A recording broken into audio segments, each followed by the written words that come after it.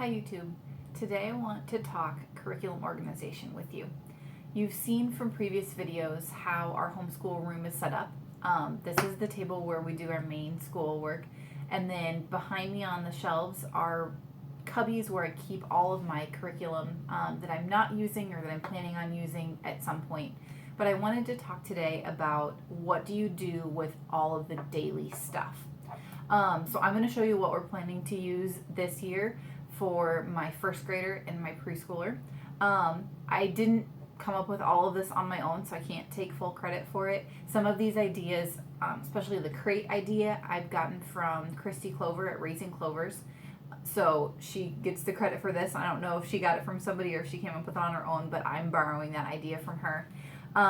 And then I want to show you just a couple of things and how I tweak it to work for me. She has more older school age kiddos than I do, so her system is set up a little bit differently.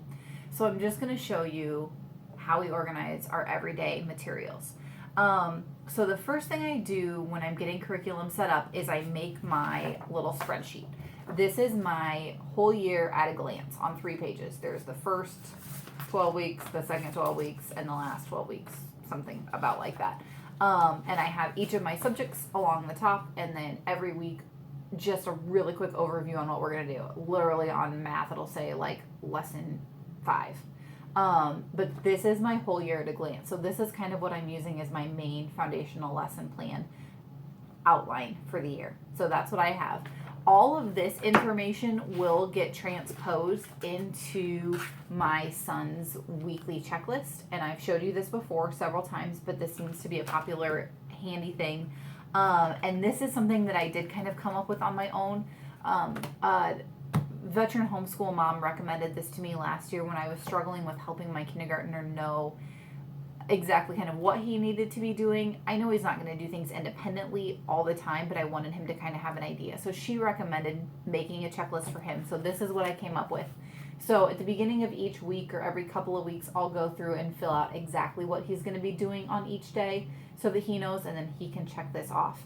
I have another video on this that has links if you want to get a copy of this checklist. So that's how I'm going to organize kind of my lesson plans. I'm not doing a traditional lesson plan book like I did last year. It's going to mostly be on his checklist, and then I'm going to use my week at a glance.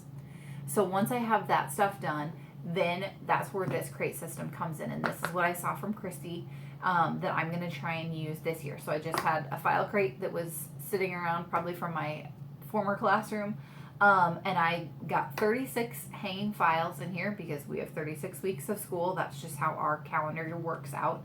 And so each one is labeled. You can see all the way back to week 36.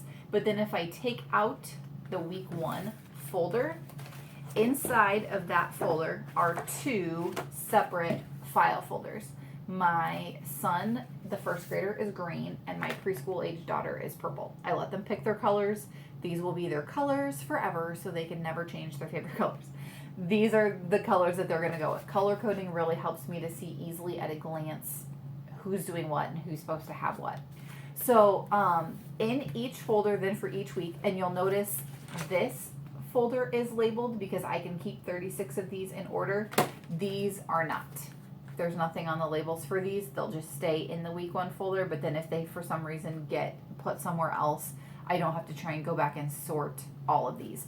And you'll notice that for my son, I started, since he's the oldest, using the left side tab, and my daughter has the middle tab, and then when my third comes along, when she's old enough for school, she'll get this tab, and then eventually I guess we'll have to start over, but that's okay.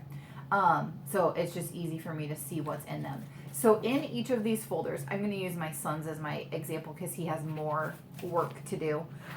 When I open this up, this is just all of his loose worksheets that he's going to work on for that week. So you kind of have to know what you're going to work on every week ahead of time. And obviously things will sometimes change, and we'll have to kind of see how that works. But like first on his stack, these are all of his pages for our grapevine study. Then he has whatever math pages he has for the week. His handwriting pages are in here. And then his writing, for his Writing with Ease curriculum is in here. I might throw some science and history pages in here. That's one thing that I might keep separate because I don't know exactly how fast we're going to be able to go, so I don't want to get too far ahead of myself. But this is all his loose work.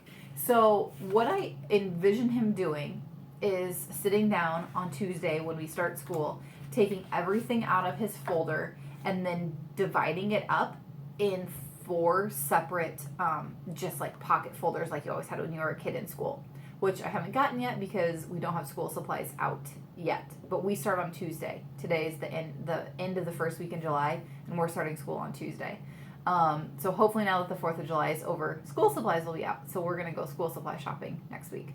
So I'm envisioning him taking and sitting down and looking at his weekly checklist and saying, okay, we're going to do this part of the grapevine study on Tuesday, stick it in the Tuesday folder.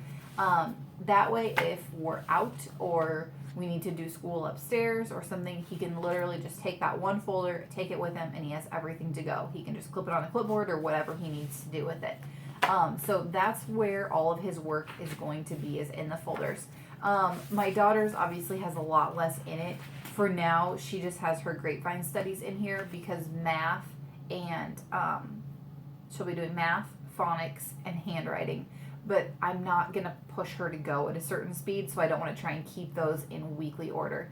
But she wanted purple folders, and she'll have to follow along with where we are in Bible, so I just split those all up for her. So those will go together, and they go in my week 1 folder. And then when week 1 is over, then we'll keep the papers that need to be kept, and we'll recycle the papers that don't. And then it can go in the back, and then we'll just always have our week in the front.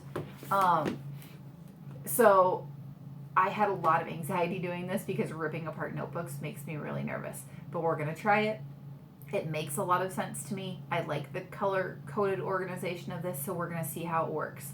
Not everything, obviously, is taken apart. I'm not going to rip apart my teacher's manuals. If someone wants to convince me that I should do that, I'm willing to listen, but I don't know if I can handle that yet. So I do have teacher's manuals and that kind of stuff. That's where this rack comes in. And I've shown this in another video too, and hopefully you can see that. This is racking that I used to use in my classroom. They are baker's racks that you can put cookie sheets or cutting boards or whatever in, but they work perfectly for putting books and stuff in here. So I've kind of divided up my subjects. My Bible binder is at the front. These are mostly teacher's manuals, so this is stuff I won't always have to get out. Then I have kind of a whole language arts chunk section here. Science and history is here, and then these are my preschoolers' workbooks that you can see. There's her math. She's going to start handwriting without tears and explode the code.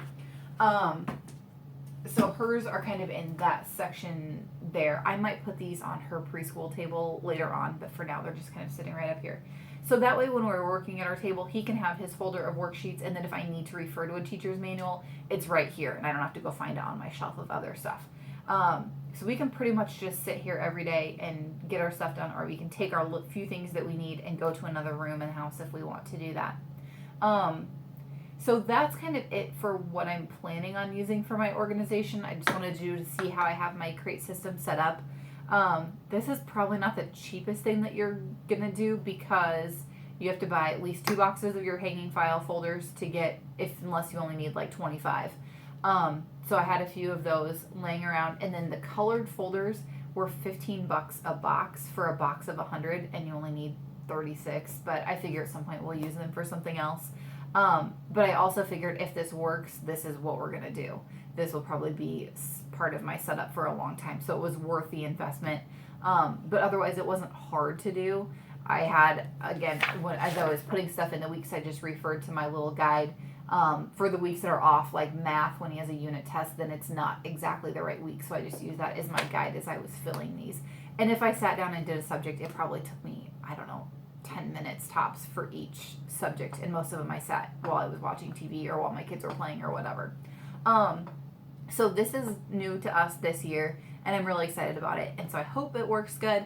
I'll try and remember to update it as we're going along during the course of our year and tell you if it's working or if I had to make changes to it.